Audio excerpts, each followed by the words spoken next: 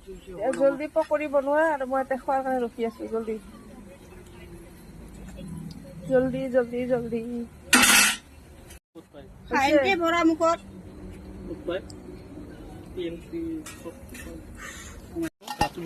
আমি ঘুমোৱা ঘুমাই পেলাই উঠিবই নাপায় মিছা মজাকে ভাজি ওলাচোন খাম এতিয়া পকৰা মই এটা লৈ লওঁ মজা কৰি গাইজ আমাৰ মুনুৱে পকৰি বনাইছে আৰু মই এতিয়া খাম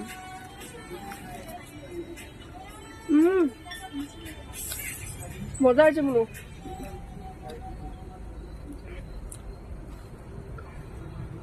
তো আজিকালি বহুত কাম কৰিব জানা হৈছে কিন্তু তো কিন্তু আজিকালি মজাকে বনাব জানা হৈছে